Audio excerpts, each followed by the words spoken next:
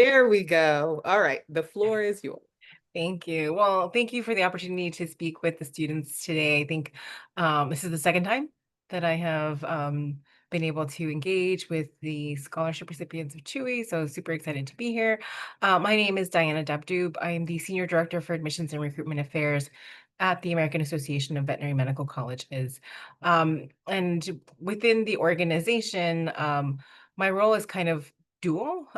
So I have oversight over the VEMCAS application, but also do outreach recruitment and then working with our admissions community and committees as well. So we do a lot of outreach and recruitment activities, really now trying to focus on students kind of in that K through 12 space, and really trying to promote careers in veterinary medicine and supporting those students along the way. So we know that's kind of a long game plan. We won't see many of those students for a number of years, but our core audience is still those pre-vet students that are currently in the application cycle. And recently, we have a new addition to AAVMC, who is a associate director for application services, Megan Woods, that will be essentially kind of transitioning to more oversight over the VEMCAS application. But for the time being, it's going to be kind of both of us tag teaming. So what I'm hoping to provide is just kind of information on what you can do to be a better applicant, where to go for information, reminders of the important dates. Talk about, kind of some recommendations that may be helpful. I'm happy to also share my screen and go to the actual BEMCAS application so we can kind of see some things that are in there if there is questions that you have that you would want me to do so. So since we're a small group, happy to stop at any point in time and answer any of the questions that you might have. Um, so I'm gonna skip a little bit about like where to go for information, but just a little bit about AAVMC. So AAVMC does collaborate with the Council on Education to ensure that veterinary programs are meeting kind of a rigorous educational standard. So we're kind of part of the accreditation process. We also do a lot of advocacy, right, to raise awareness about the roles of veterinarians, and how they play within health, then influencing policy. And then again, just in general societal perceptions around veterinary medicine. And then we support pre-veterinary students as kind of another arm of what we do. Um, so in terms of where you can go for information, hopefully since you all are in the application process are aware of some of the resources, but the Veterinary Medical School admissions requirements site is the best place to find admissions requirements. And then for both of you, since you are in the application process, and really for any student, we have had some schools that have been added. Recently, we just recently added Utah State to the VMCAS application. So if that was a school or of interest, then their requirements would also now be located on this website. We also do provide opportunities for students to be able to engage with admissions professionals. That is through some online as well as in-person career fairs. So actually, tomorrow, we are hosting a veterinary medical virtual fair that is going to be from 12 to 5 p.m. I would say this is a great opportunity to engage with programs. So there's 27 schools that are participating tomorrow. Many will have like students that you can ask questions about, admissions representatives. We will have a booth, and I will have, I believe, three students that are going to help staff the booth throughout the day, as well as an advisor, an undergraduate advisor, and our VEMCAS processor. So if there are questions that you have, this is another great opportunity to ask those questions, to meet with programs that maybe you weren't still exploring or maybe weren't sure that you wanted to apply to, or to get questions related to requirements answered from those particular programs. So if you are planning on attending, fantastic. If you're not able to attend, that's okay. I still encourage you to reach out to any schools where if you have questions about their admissions requirements. So I'm going to go through this fairly quickly, in terms of our applicant guide as a resource, and then all of you are using the VEMCAS application to apply. So just a few key dates to keep in mind. And I personally don't think students need to utilize the professional transcript entry service, but if you happen to have wanted to use it or are already in the process, that there is a deadline August 7th. And then we do have a fee assistance program to help support students, to provide a waiver for an initial application fee. And then we have a secondary waiver for a second application fee that's through Merck Animal Health. So if there is, need that you have, please look into the fee assistance program and, go ahead and submit before the deadline. Something that's new for this year is the academic update kind of extended period. So, academic update is for students that have a currently verified application. So, I don't know, Donovan or Milani, if you have applied in the past, but if not, then your goal is to get a verified application, right? So, you want everything to be complete when they go through and confirm your official transcript compared to what you entered into the application. Sometimes there are instances where students, and especially happens with reapplicants a lot more than new applicants, where if they applied in a previous cycle, right, they would have listed their the terms like for fall as in progress or plan, meaning they haven't actually done the coursework, right? Because they haven't actually started that term. But then when they reapply, they forget to update that information and they forget maybe to submit an updated transcript.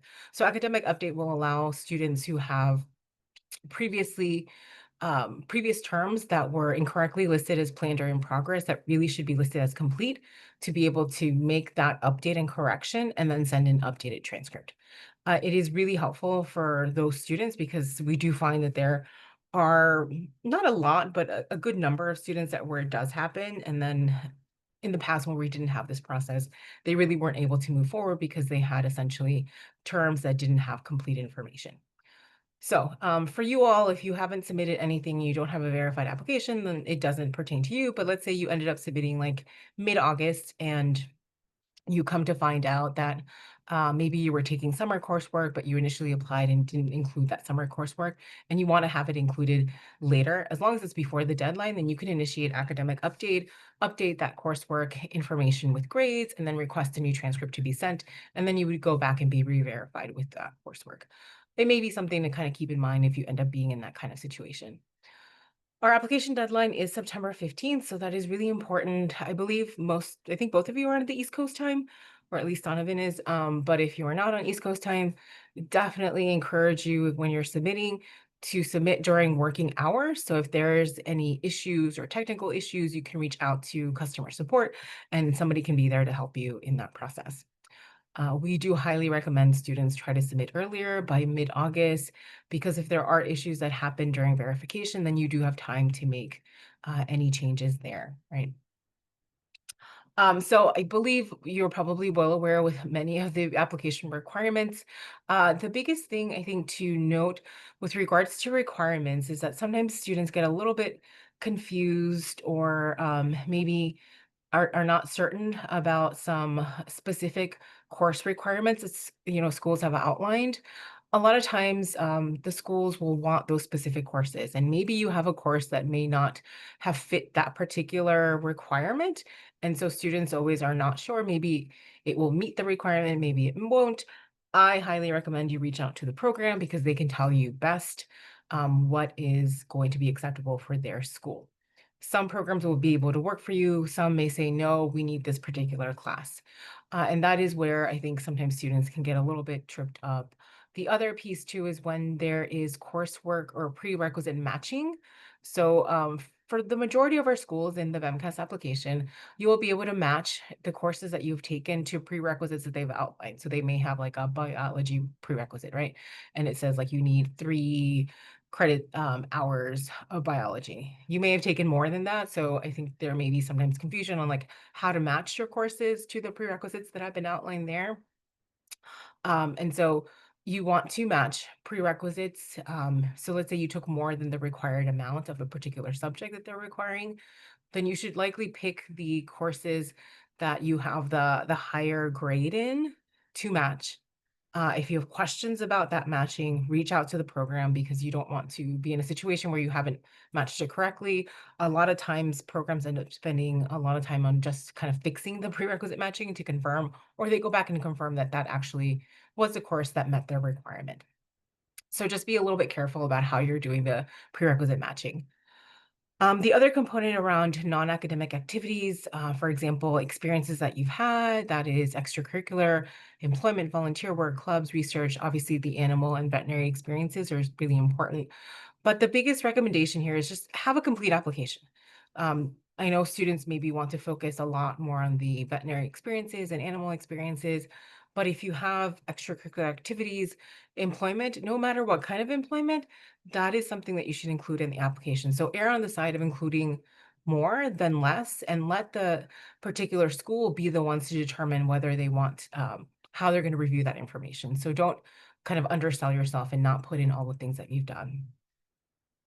With regards to experience hours, I think students also get concerned, right? If you don't feel that you have enough experience hours, the schools do provide either recommended number of hours, required number of hours, or kind of, you know, no less than a certain number of hours, right? And so you want to make sure you understand what those requirements are, but also understand that there are likely going to be students, no matter what requirements have been outlined, that kind of fall either a little bit below or a little bit above. And I do caution students when they're trying to look at kind of a profile of a student that was accepted to not really compare yourself to them, because you can provide and bring in different perspectives than maybe that particular student. So you don't always want to kind of say like, oh, well, that student had, I don't know, 4,500 hours and I don't have that much, and that's not gonna make me a competitive applicant. That may not be the case. So just kind of keep some caution there if you are looking at kind of profiles of students that have been accepted, because there's going to be students that have been accepted kind of, with lower hours, with maybe a little bit lower GPA, and then students that are obviously accepted above all of that as well. With your letters of recommendation, this is where it is important to start early in building those relationships. And so, if you already have a list of those people that you are going to be asking, or maybe you've already asked them for a recommendation letter, I would do that early. So, we're kind of nearing the end of July. If you haven't already reached out to those people, then you should do so. You should give them a heads up. You should um, let them know that they're going to be receiving a communication from BEMCAS. You can set your own deadline, but the kind of official final deadline for all components of the application, including recommendation letters, is September 15th. The biggest thing with the recommendation letters is that your recommender will be required to not only provide an actual letter that, talks about who you are, but also evaluate you on certain criteria. And so picking someone that can evaluate you on those criteria is going to be really helpful to you, because you don't want to pick someone that maybe cannot speak to all of those different aspects. There have been instances where applicants have, selected a recommender where every single option on that Likert scale criteria was not applicable. And that really doesn't give any more information to the programs. You also want to make sure that you understand, if you're providing more than the required number of recommendation letters, how that program is going to review those additional letters that you have submitted. Some may review all of them, which I think is mostly the case, but some may say, they're going to just review the first three that they see. And there's no way for you to select which schools receive what letters. They're going to get all of the letters that are submitted. Um, so obviously this is probably very familiar to you. In the VEMCAS application, you have all of these quadrants. Right now, as a student, I would say your biggest thing, if you haven't already started requesting transcripts, is probably something that you want to start doing, especially for coursework that is already complete. If you're currently taking any coursework in this summer, any summer session coursework, you can list that as planned or in progress. And then you definitely should include any future coursework that you're planning to take, especially if it is required courses. So if you're going to be taking, fall 2025 required courses, you should list them in the application, mark them as planned or in progress, and that will let the schools know that you are planning to take that coursework. Sometimes we get questions where students um, may decide to take that class at a different institution. We say right now, make sure to do your best in selecting of where you think you're going to be taking that class. If you are offered a seat of admission, you will be required to send a final transcript and, kind of to show that you have actually taken that class. So it really is to your benefit to just, list the class. If you end up taking it somewhere else, it's okay. And it does also help with kind of showing that you are going to be taking that coursework. Sometimes students forget and they're like, oh, they only list all the things that they've done currently, and they don't list any future coursework that they're planning to take. So for your colleges attended in transcript, This is also an area where sometimes students fail to report all the institutions that they attended. So if you have coursework from dual enrollment, there's likely going to be a transcript for you. If you took courses at another institution that was transferred, you will need to report that original institution as a college attendant and then request your original transcript from that institution. Specifically for those of you that have had any AP coursework or credit, right, that you had uh, sometimes your school's registrar's office will show that AP coursework as a lump sum, meaning it's just a bulk, I don't know, 10 hours, whatever that is. And they don't list the detail as to what classes you took to get that lump sum credit. What you can do, and I do recommend this, especially if you have, AP credits that will help you meet some requirements, is to go to your registrar's office, ask them to provide a kind of a letter attached to your transcript that shows the detail of that AP coursework. And then what will happen is that that would be sent together with your transcript to VMCAS, and then VMCAS processors would be able to verify your application with those two documents. And then you can list your AP credits individually by that course. So you would also need a copy for yourself in like your freshman term. And then that will allow you to be able to match prerequisites to any of those AP credits. But you must have that transcript sent with that letter in the first place. So that's something to keep in mind if you do have AP coursework there. We do recommend that you have your own official transcript. Sometimes unofficial ones don't show the same information. If you've taken any coursework outside of the US, that may require a West evaluation.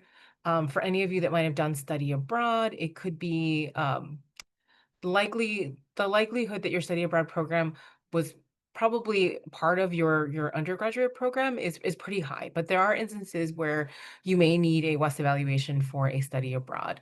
And the only way that we can advise or VMCAS can advise you is if we see how that particular summer, abroad was listed or study abroad was listed in your transcript, and then we can best advise you. So if you do have any kind of study abroad, you should reach out to customer support, provide a screenshot of your transcript, and then we can give you specific information that'll be helpful to you.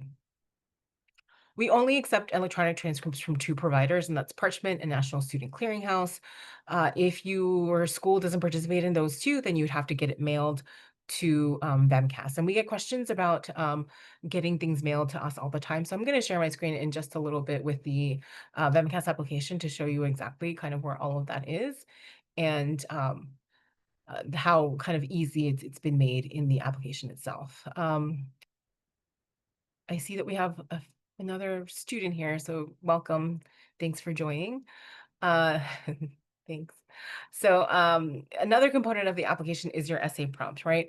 So we are actually going to be modifying the essay prompt from next application cycle, but this is the current essay prompt that is here. The biggest recommendation I can give to you as you're trying to formulate your answer to this essay prompt is thinking about how you're writing about yourself can be very uncomfortable and unnatural sometimes because you want to showcase kind of who you are and how you can contribute back to the profession. What would make you a good kind of veterinarian. A lot of our students do have experiences since they were very young, so we suggest kind of limiting some of that but really talking about yourself, and that can be very, very hard to do. So I do suggest that you spend some time on this essay prompt, draft it first, maybe spend some time away, come back to it, reformulate it.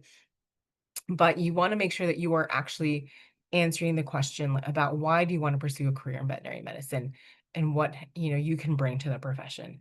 And I think, getting some feedback from other people may be helpful as well, and doing that for not only this main essay prompt, but also the other essay prompts that are part of the school applications for the individual programs you're applying to. Um, so it should be a representation of like who you are, your kind of ideals, your aspirations. So you want to make sure you give yourself some time to be able to formulate an answer to this. There is some suggested, recommendations within the instructional text in the VMCAS application. They are not meant to be prescriptive, meaning like you have to hit every single point that is listed there, but just to give you some kind of guiding, kind of points. So don't think that you have to fit every single thing that's in listed in the instructional text there, because that is not the case, and it would not make for a very easy read either. So you don't need to do that per se. I mentioned the recommendation letter. So this is also a resource that we've created for students. So if you haven't seen this, please look for that resource. The VMCAS Help Center is one way to reach this resource, but it's also on our AAVMC site. Essentially, this is a document that you can share with your recommendation letter writers, so that way they understand what is their requirement when they're completing recommendations. And then it also gives them some just tips on what they could consider, including in their actual letter of recommendation. AAVMC will also be reminding recommenders as we get a little bit closer to the deadline about the deadline for submitting recommendation letters. And we will probably do a few reminders to them in addition to, I'm sure you will be reminding them. But you'd be surprised that as we get closer to the cycle, there are many recommenders that also wait till the very last moment to submit. So we're trying to kind of help you all out and give them a little bit of a push there. Experiences is also kind of an area where we get lots of questions around. And so for VEMCAS, you can include experiences from high school to the present time. We don't accept any elementary or middle school experiences, but these are the 6 areas that experiences that you can enter. If you have something to enter in all 6, fantastic.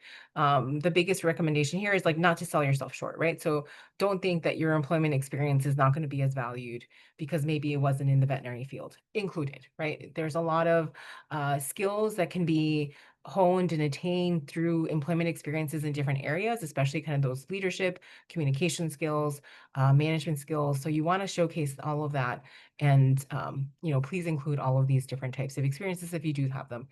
We get questions a lot about research because not a lot of students have access to do research, and that's okay. If you have it, fantastic. If you don't, that is okay. But research doesn't necessarily only have to be about veterinary research. It can be other fields or laboratory-based research. And here you may want to show exactly what your contribution was. Did you have an opportunity to be published, to present, anything around that? In terms of extracurricular activities, these are things that could be sports, intramurals, clubs, honor societies, committees, community kind of activities, social activities, fraternities, sororities. And so that's where you kind of would list that. We do have a section that where you can add kind of certifications or licenses. So if maybe you were a veterinary technician or you're a licensed veterinarian, you can put that information there. Or if you have some sort of certification, you can put that in that other section. The 2 big major areas that a lot of students obviously are most focused on are those veterinary experiences and animal experiences. And this is probably where you are going to want to make sure that you categorize them correctly. So a veterinary experience has to be under the supervision of a veterinarian. Animal experience can be things like farm experience, ranch experience, 4-H, animal training, or other similar activities. uh, you know, in terms of how you're putting in descriptions for those experiences, you want to make sure that you are using kind of active words. So, did you lead? Did you manage? Did you oversee? Did you, I don't know, like create something? I see there's a question. Is it Kayla? It's Kyla. Kyla, sorry about that. Nice to meet you. Nice. You said that was it associated with animals related activities? Was that for certificates? I feel like I heard you say like that's for if you have like a certification for something or if you're a vet tech. But what if you don't have a certificate? You were just doing something with animals. Yeah, so I think I was mentioning a few different things. So if you do have like a license or a certification of any sort, there's a separate section that is outside of this experience section, that is for just that, right? For animal experience and things like that, like you could have had a certification related to animals, so you could include that in that certification area and also as an experience. But if you just kind of worked with animals or had engagement with animals, that would either be animal experience or veterinary experience. For employment, that is anything that is outside of veterinary medicine. So, but let's say you worked at a veterinary clinic, right? So in that instance, you would either list that as a veterinary experience or an animal experience. But let's say you worked at a retail job, that's where you would list it under employment. So hopefully that kind of makes sense, where employment in this sense for our application means anything outside of veterinary medicine. So if you worked at a restaurant, if you worked at a retail job, if you worked at an office job that is not related to veterinary medicine, that would be in the employment section. But if you worked at a shelter, a veterinary shelter, or what is it? Yeah, animal shelter, or a veterinary clinic, or a veterinary hospital, that would either be animal experience or veterinary experience. So I know it's a little bit different than what you might think. So hopefully it's not too confusing. Is there another question or a chat? Let's see. Yes, from high school to the present time, you can include experiences in the application. Um, kind of going along, what else comes next in terms of the other experiences? As I mentioned, employment, that could be, like I said, retail, restaurant jobs, anything that is not animal related. And I would say, again, don't discount your experiences in this area, because you can get a lot out of, leadership, managing people, communication skills, all of that if you're in kind of some service industries as well. For volunteer, these would be things like Habitat for Humanity, tutoring students, blood drives, fundraising walks, those types of things would fall under volunteer experience. So there's only 600 characters in the description area for experiences, and that is not a lot of space, right? And so we get the question, like, should I use bullets? Should I use paragraphs? It's really up to you. If using one method, just make sure you're consistent all around. It might be easier or might make better sense in your mind to do kind of like a short little blurb paragraph about what you did, and try to be as concise and as clear as possible. There is a space in the application that's called the explanation statement, and it really can be used for anything.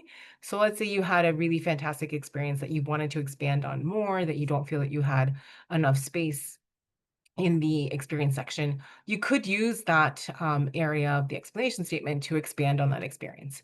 You can use the explanation statement to expand really on anything or share anything that you wish admissions committees to know about you. So that is just, I bring that up because that might be an area where you're like, oh, I really, or maybe you worked at one particular place for like 5, 6 years and you had a number of years there that you want to share what you did and how you progressed. And 600 characters is not a lot to do so in, that area. So you could use the explanation statement as a way. So the other thing that I wanted to kind of share is that there are what's called supplemental applications. Many of you have already seen some of them in the application. And so sometimes the word supplemental can be a little confusing on how it's used. So we have supplemental applications that are part of the VMCAS. So when you're going and selecting a school, you'll see all of their questions and their additional, requirements right there. There are other schools that have a supplemental application that will direct you to their own website, where you have to complete a different form that's outside of the VMCAS application. That is still considered a supplemental application. Some will provide you their supplemental application right away.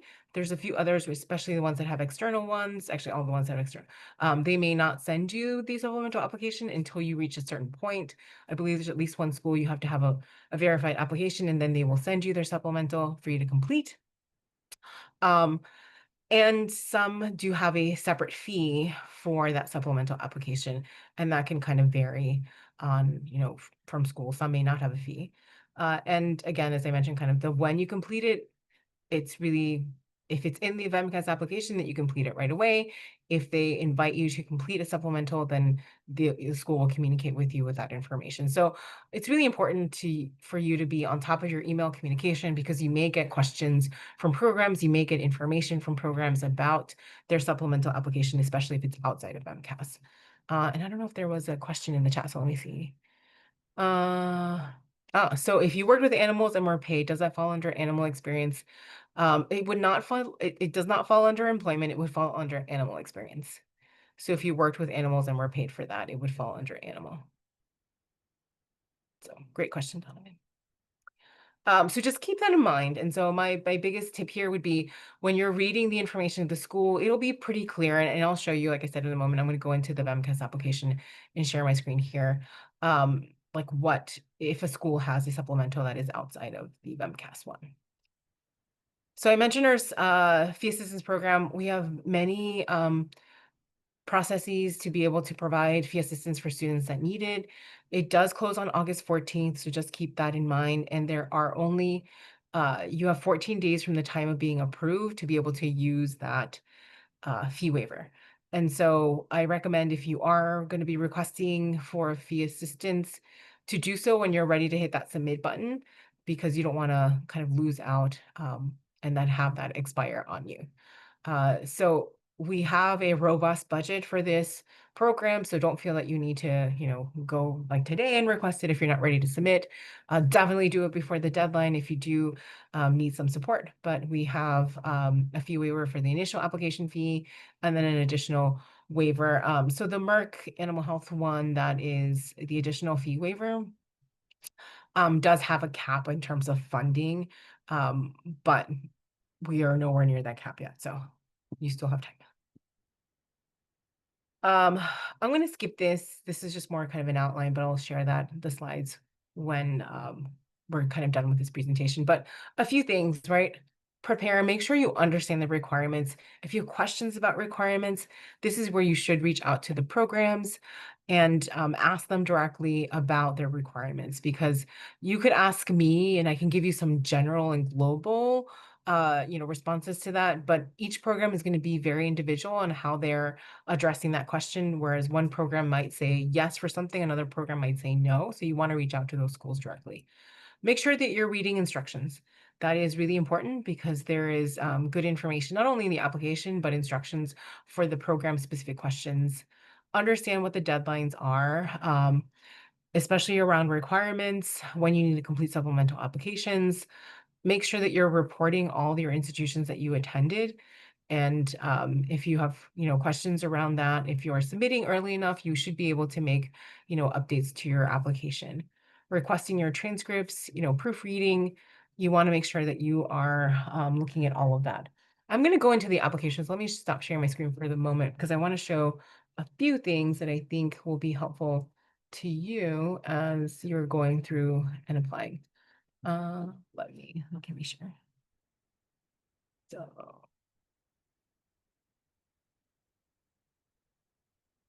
we are going to log into my application. So a few things that I will mention. So when you're doing your, entering your college as attended, you'll all see like there's going to be an order button here. So you'll be able to request your transcripts directly from the application. And I would recommend that you actually do so here. And then you can check either National Student Clearinghouse or Parchment, and it'll direct you to either of these services. So you want to check to see if your school participates in it or not. Sometimes we get questions are like, oh, they're asking for a transcript ID number. So this is where reading is important, right? This is your option one. And here it says specifically your steps, right? Search for your school, select VMCAS, include the Clemson now college, whatever, New England transcript. This is your unique ID number, this one right here where it says copy. You might need to put that in when you're requesting your transcript. And it'll be different. Like if I go to Parchment, they give me a different one too. So that's where I definitely suggest it makes it easier. If your school doesn't participate in either, then you just have to go to your registrar's office. And then this is where you click on option 2 and it'll prompt you to download this transcript ID form, and it is unique to you. So this one already has my name, the school that I'm going, and then you would turn this in, you would provide this transcript matching form to your registrar's office, and then they would attach your transcript with this form and mail in your transcript. So just a few things that I know sometimes students may miss because, you're going quickly, you forget. So you do have this idea if you're going to use either one of these providers. There is a difference between a electronic transcript and an email transcript. So if you're going to, let's say, National Student Clearinghouse, you go through the process, you find your school, and then it says like a delivery email address is your only option. to deliver, then you cannot use that process because we don't accept anything via email. Like I don't accept any email transcripts. If MCAS does not. There's an electronic submission that happens if they do it that way. So if you see anywhere where it says like you need to put in an email address, then you need to stop and have your transcript mailed to MCAS. So that's one thing that I wanted to mention because I think we get questions around this a lot. The other thing is, I think you can see this, not here. Where am I seeing? Maybe I'm not edit. Oh. Okay, so like when you enter all of your coursework, right? This is where kind of the prerequisite matching, because I don't have anything information here, I don't have that option. But you can see that like Cornell, for example, this is all of their required courses that you would need to match, right? The minimum number of credits. Auburn is very different. All of them are very different. So you will have to look through your courses that you've taken and match appropriately to what they have outlined here. And every school is a little bit different on what they're looking for, what their minimum grades are. They may have specific descriptions that tell you specifics of what type of course that they will accept. Others might be a little bit more general, it says, right? So this is where it's important when you're in that matching process to be able to do that. The other one that I wanted to share, and I think it's UC Davis. So yeah, so okay, this is a good example. So you see UC Davis, this is a school that has a external supplemental application, and you can tell because they're not asking you for any information here. They're not asking you to complete anything. And for them, they will provide you their supplemental application when you meet a certain admissions category or status. Whereas, for example, Michigan State, you will see like all of their questions are part of the application. So their supplemental is part of MCAS. So I just wanted you to be aware of kind of the differences on what to see, what to look for if you're unsure if there is a external, supplemental application or not. And just showing these as two examples. The other thing that I think is helpful for you is in here, when I was talking about the essays, we have all of these kind of guiding, like tips to help you. They're not meant to be a checklist, so please don't feel that you need to include every single point that's in here, but it's just to help you as you're putting in or thinking about how you're going to respond to that essay prompt. For recommenders, this is where we've also linked that letter guide. So if you want to share this link with your recommenders, you can give them that information. That'll be helpful to them, but it's right here in that recommendation section. I know we talked about experiences, and this is where I was talking about there's also achievements as another kind of category of where you want to list awards, honors, scholarships here. And then the licenses and certifications would be like if you are a certified like veterinary technician, or you have another certification or a license of some sort that you want to include here. Are there any questions around these areas since we were just talking about the kind of experiences and licenses? Does that make sense? For the licenses, does it have Yeah. to be something like specifically vet related, or can it just be anything we feel like is relative? Like It could be would be anything. helpful?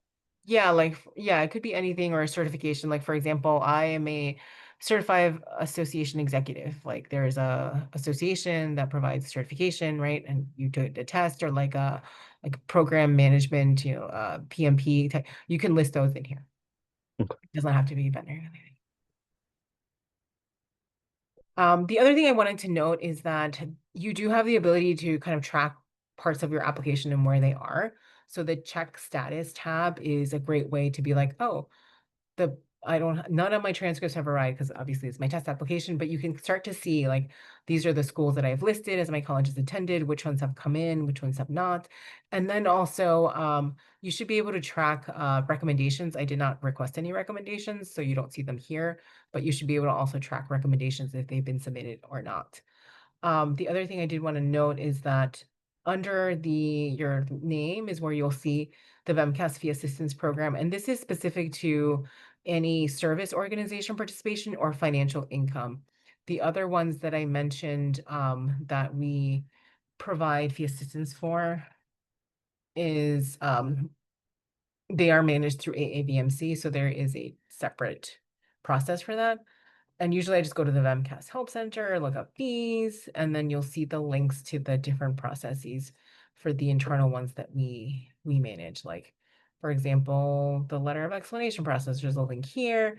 For Merck Animal Health, there's a link there.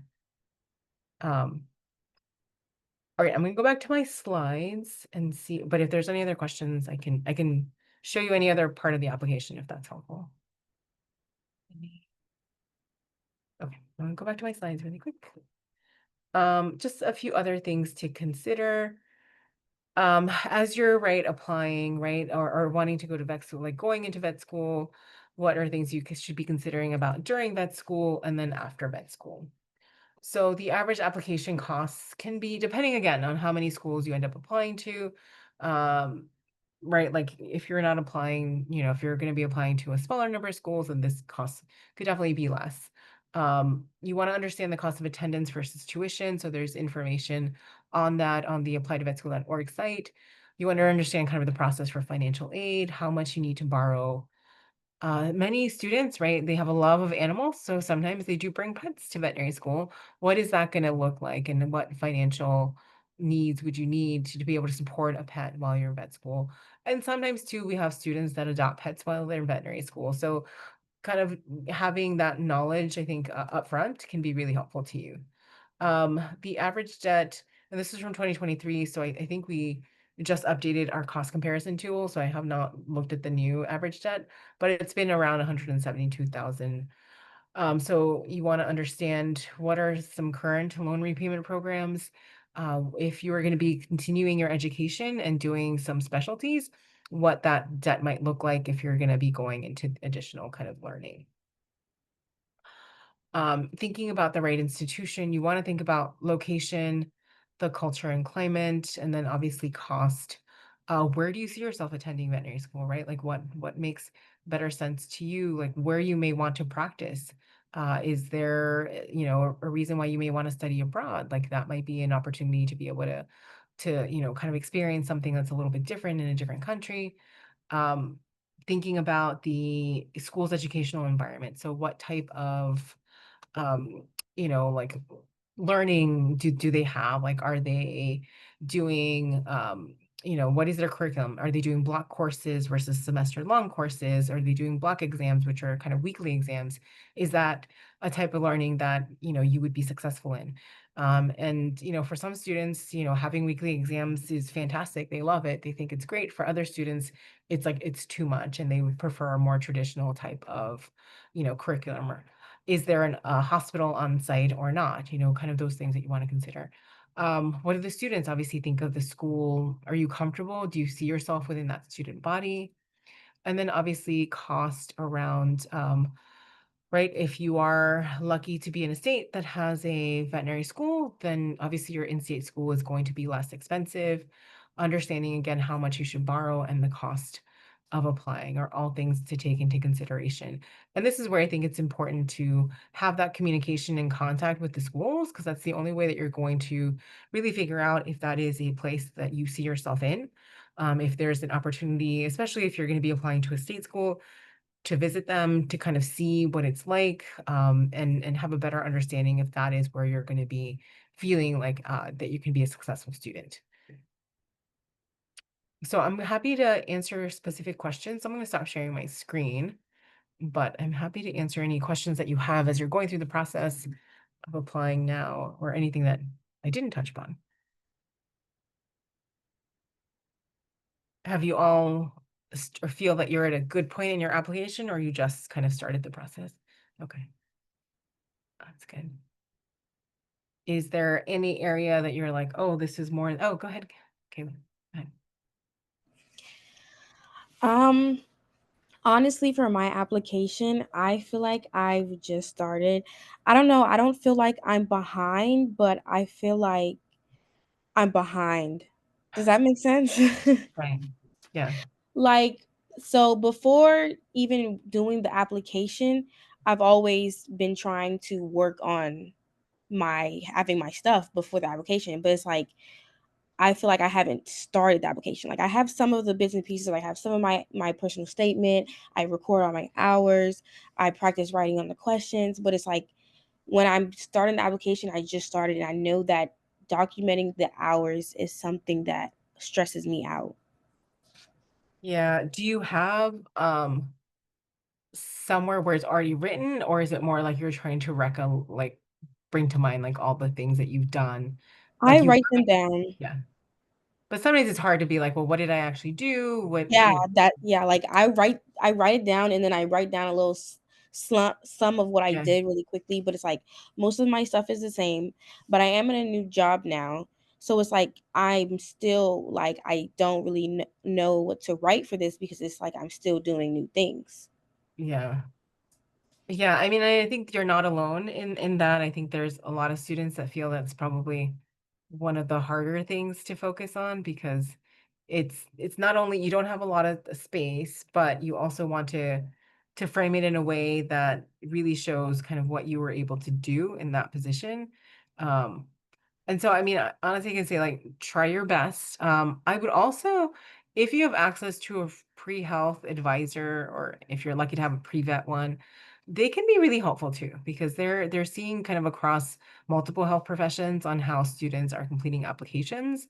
So I would strongly recommend if you haven't seen an advisor that they can be helpful in that process too, because they can also be another set of eyes of like, or you can even just talk like, this is what I did. I'm trying to figure out how to formulate it into words that make sense in this small area, right? Because that's, I think, is the biggest challenge. So, the other thing that I did want to share, and I don't know, we send a lot of emails to the applicant pool about webinars and things, but we did a recent webinar with a panel that was three admissions people and a undergraduate advisor that talked about just tips on what you can do to strengthen your application. So, and this is coming from those people. So I'm going to put the link in the chat. You can the recording is available. That's a link to like watch the on-demand recording. So you just like register and then it'll give you the opening of the recording. But that is a really fantastic webinar because you're hearing directly from those people that are in the process of reviewing applications, from an advisor that has advised not only pre-vet students, but other health profession students. And so I think that can be really helpful, especially for those that are, you're kind of still early enough in the process, right? We're not too close to September to be able to watch this webinar. I would say if any of the webinars, this one's the best one to watch because it's coming from them. So take the time to, and again, a lot of times they're just telling you like, don't make the decision for them on what information you share. Share all the information, and they will be the ones that make the choices on what is best fit for their kind of program and their process. And I think we talked also about like experiences, so that might be helpful to you. Like there's a whole segment on experiences that is coming directly from them that I would recommend watching. And then obviously, if you are able to, I shared earlier, and I'll go back to that slide because I think, I don't know if you're coming to our virtual fair tomorrow or any of you registered or attending. Okay, I'll put the link in the chat too. We have a virtual fair from 12 to 5 p.m. Eastern. It may be something that hopefully you have some time to jump in on. There's 27 schools that will be there. And so if there is especially a school that you want to talk to, I would try to make a point of trying to be there. You don't have to be there the whole entire 12 to 5 p.m. anytime during that block. There are some programs that have noted their hours that they're going to be there, and they may not be there the entire time. We do have a number of international programs that are going to be present as well. So if you were curious about some of the international schools, that may be something else to consider. I'm also happy to answer any questions or concerns that you have around, and I'm sure, or maybe you are aware around the changes with financial aid that are coming about for next year. If you have questions around that, I'm happy to answer anything that I can.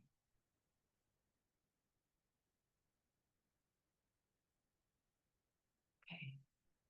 Yeah, I'll pop in the chat my email address. And if there's any questions that you think of around the application process or you just need help, please feel free to reach out to me. You can't type and talk. There we go. I put it in the chat. But yeah, feel free to reach out. I'm happy to assist you. I'm happy to connect you with their Vemcast processor if I don't know the answer to that. Or if there's, a question that I can help facilitate, happy to do so. I think that was the end of my slides. The only thing else that I had was just a list of resources, which I will share the slide presentation so you can get that also. And then my contact as well as my colleague who is here. So in addition to the virtual fair that's happening tomorrow, we are going to have 2 additional webinars. One on August 20th, that is an open forum, so kind of any question that you have around the application. And then a last open forum webinar on September 4th. So I will be emailing all the applicant pool around these webinars. So just look out for your email for the next 2 ones that are upcoming. All right. Well, thank you all for your time. I'm, happy to be a resource to you, and I wish you the best of luck in your application process and hope to be calling you future veterinarians shortly. It's my goal for you. Thank you so much. Yeah, of course. Thank you. Thank you so much. It was nice to meet you. Yeah, nice to meet you. And I'll share the slides and then that way you can disseminate with the recording. Wonderful. Thank you Okay. so much. Really, really appreciate your time. All right. Thanks everyone. Have a good evening. Bye.